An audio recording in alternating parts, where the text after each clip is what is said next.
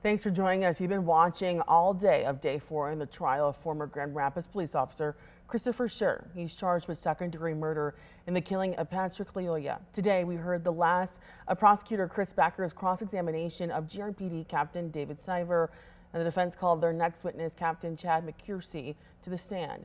He testified on training policies that the department utilizes and said, in his opinion, Schurr made the right decisions after that. And the defense next witness was Jason Gady. He's a firearm expert who drew criticism from the prosecution after they revealed Gady had not met with the lead investigator on Schurr's case, while Gady had trained and knew Officer Schurr. Let's bring in 13 on your side's Callie Lichter and Riley Mack, who have been inside the courthouse all day long. Ladies, what is your reaction after this first half of day 4? I mean, the defense was really open and honest. I believe they even explicitly said it, like I said, during the last time that I talked with you, Lauren, that these were kind of their rebuttal, their foil experts to those two use of force experts that the prosecution brought in. Again, not quite sure, who they're going to bring in next, but at least these three, we're talking to that use of force, the taser, the handgun, some of the things that we heard from, the prosecution's use of force experts. And the defense was asking them questions that kind of stemmed from, answers that the prosecution's use of force experts talked about. And it seemed like the GRPD officers, and there's two captains and one officer, had differing opinions than the prosecution's use of force experts. Absolutely. It feels like yesterday we were kind of learning more about what is generally accepted police practice. We were talking a lot about that. What would a reasonable officer do in this position? And the defense was kind of asking, are you an expert on Michigan law? Are you an expert on Grand Rapids Police's policy? And they were saying no. So today we brought in kind of the GRPD specific policies who can speak on exactly how Schurr was trained to react in these situations. I want your perspective on this. Obviously, this is the defense making their case. Do you feel as though the things that they were asking the witnesses today, were they helping their case? I guess, what was your perspective on the things that they were saying during their testimonies? From that opening statement, Lauren, the defense's opening statement, they were saying that, this was Schurr doing his job, and this was self-defense. He was scared. He had run out of options. So a lot of the questions they were asking, all of these, the two captains and the officer who were called in today, they were talking to that training, when is it appropriate for a GRPD officer to use deadly force? When is it appropriate for a GRPD officer to, elevate that use of force in these different types of scenarios? So they're really trying to play into, this is what Schurr was trained to do. This was his training. This is GRPD policy. This is kind of all he really knew what to do.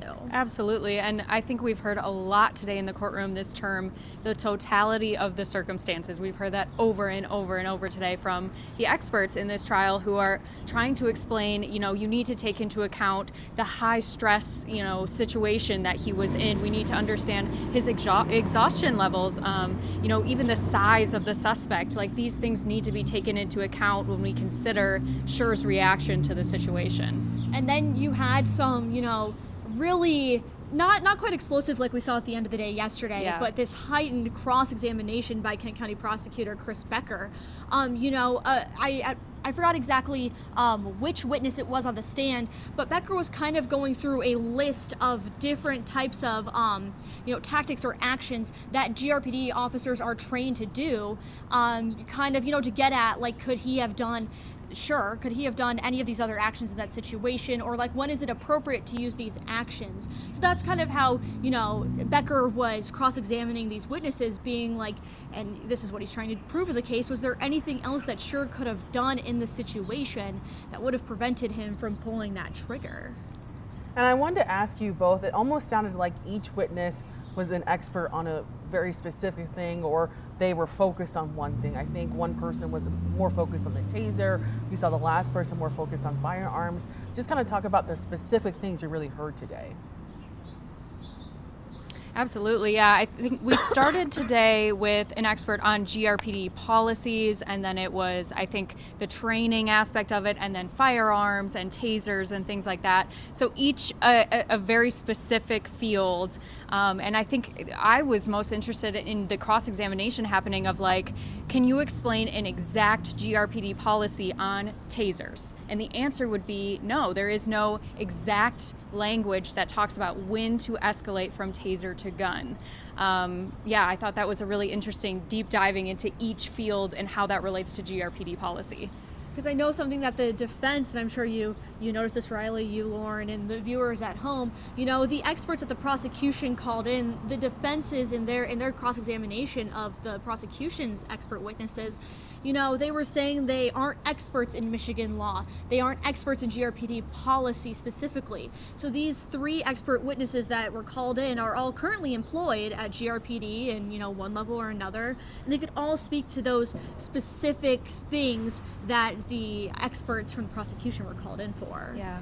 And I wanted to ask you both, when we first started some of the witnesses yesterday, they were almost comparing what was said before with Stoughton and the other use of force expert that the prosecution brought in.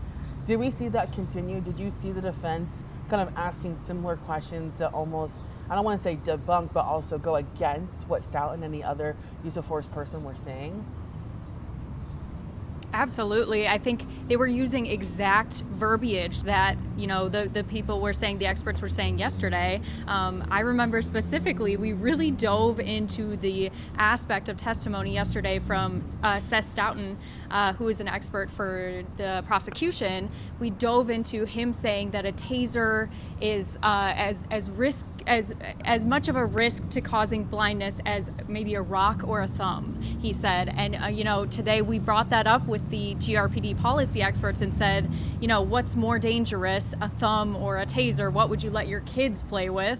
And it, just to bring that exact verbiage into question and kind of refute those points so that, they could kind of get their points in back from yesterday.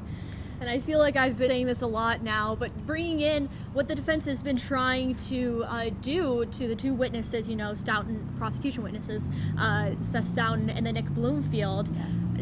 Again, since before the trial, they were trying to get them to not take that stand. Yeah. And this is just another way that they are trying to, again, like you said, not necessarily debunk, but try to combat some of the stuff that they were saying.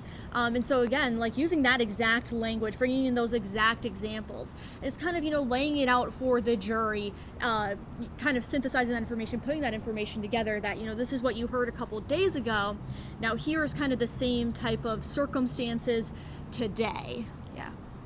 And now we are in a recess once again. What are you ladies looking forward to in the next half of the day for day 4? Absolutely. I yesterday watching that cross-examination with Kent County Prosecutor Chris Becker kind of getting really lively up there and rapid fire questioning. It was almost like I could, feel the media room kind of leaning into what was going to happen next. I'm really looking forward to hearing some more from, the prosecution's cross-examination of these experts. Just to see who takes the stand next. And we don't know, who's going to take the stand next, when anything's going to happen. It's a trial, it's dynamic. I've just been, amazed. I obviously go to court a lot. I cover a lot of crime, but this trial is, definitely a lot of eyes on it. It's been anticipated for years at this point now. So just, seeing what the 2 attorneys are doing on both sides, both Borgula, who is Schurr's defense attorney, and Becker. We talked to, an expert who says these people in the courtroom right now are some of the best attorneys, trial lawyers, in this area in the country. So, you're kind of seeing some of the best go up there and present their cases. And I think that's very interesting to see, on this type of level and this type of case. I mean, you don't get a case based on an officer-involved shooting every single day, every single year, every single month. And so it's just, the intrigue of the case and, just awaiting what the outcome will be. Yeah, I think this is definitely a case that could be a history maker for Grand Rapids. Well, ladies, you both have been working so hard all day long. I know that court will be beginning soon, so we want to let you get back into the courthouse. We appreciate your reporting today.